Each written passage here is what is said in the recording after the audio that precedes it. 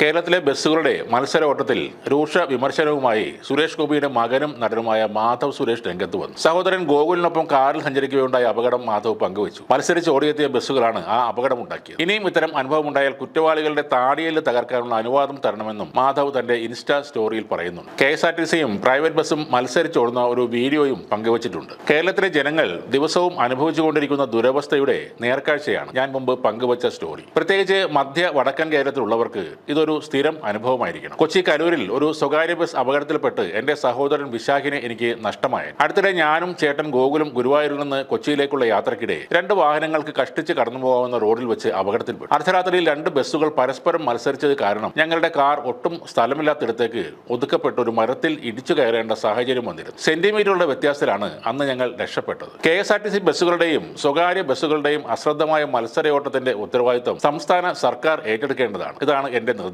അല്ലാത്ത പക്ഷം ഇത്തരത്തിൽ ഒരു അനുഭവം വീണ്ടും ഉണ്ടായാൽ ആ വാഹനങ്ങളുടെ ടയറുകൾ കുത്തിക്കീറാനും വിൻഡോ ഗ്ലാസ് അടിച്ചു പൊട്ടിക്കാനും കുറ്റവാളിയുടെ താടിയിൽ തകർക്കാനും എനിക്ക് ക്ലീൻ പാസ് നൽകേണ്ടതാണ്. ഇതാണ് മാധവ് സുരേഷ് പറഞ്ഞത്. മാധവ് പറഞ്ഞത് ഏറെയും സത്യമായ കാര്യങ്ങളാണ്. എന്നാൽ അവരുടെ താടിയിൽ അടിച്ച് തകർക്കണം എന്നത് ഈ നാട്ടിലെ നിയമത്തിന് എതിരായ ഒരു കാര്യമാണ്. അതിൽ നടപടികൾ എടുക്കേണ്ടത് ഗതാഗത വകുപ്പും പോലീസും ഒക്കെയാണ്. ഈ നാടിന്റെ വലിയൊരു ശാപം തന്നെയാണ് ബസ്സുകാരുടെ മത്സരപ്പാച്ചിൽ. കുറെ നേരം റോഡിലൂടെ ആളുകളെ ഭയപ്പെടുത്തുന്ന തരത്തിൽ ഇവർ ബസ് ഓടിക്കും. പിന്നീട് എവിടെയെങ്കിലും അല്പനേരം നിർത്തിയിടും. പിന്നെ വീണ്ടും ഈ മരണപ്പാച്ചിൽ ആരംഭിക്കും. ഹോൺ മുഴക്കി ഇവറ്റകൾ വരുമ്പോൾ പലരും സൈഡ് കൊടുക്കാറുണ്ട്. അപ്പോൾ കാണുന്നത് നമ്മുടെ നേരെ മുന്നിലായി ഇവർ ബസ് നിർത്തുന്നതാണ്. ആളെ കയറ്റാനും ഇറക്കാനും റോഡിന്റെ സൈഡിലല്ല ഇവർക്ക് ബസ് നിർത്തുന്നത്. ഏതാണ്ട് റോഡിന്റെ നടുവിലായിട്ടാണ്. അല്ലെങ്കിൽ പുറകെ വരുന്ന ബസ്സും വാഹനങ്ങളും ഇവരെ മറികടക്കും. അത് ഈ ഡ്രൈവർമാർക്ക് വലിയ അപമാനം പോലെയാണ്. രണ്ടറ്റം കൂട്ടിമുട്ടിക്കാൻ ബസ് ഓടിക്കുന്നവരിൽ നല്ലവരുമുണ്ട്, മാന്യമായി ബസ് ഓടിക്കുന്ന കുറച്ച് ആളുകളുമുണ്ട്. എന്നാൽ ഭ്രാന്ത് പിടിച്ച പോലെ അല്ലെങ്കിൽ ലഹരിക്ക് അടിമയായവനെ പോലെയാണ് ഭൂരിഭാഗം ബസ് ഡ്രൈവർമാരും റോഡിൽ കാണിച്ചു കൂട്ടുന്ന പേക്കൂത്തുകൾ. സമയമില്ല, പഞ്ചിങ് ഉണ്ട് എന്നൊക്കെയുള്ള പരാതികൾ ട്രാൻസ്പോർട്ട് മന്ത്രിയോടോ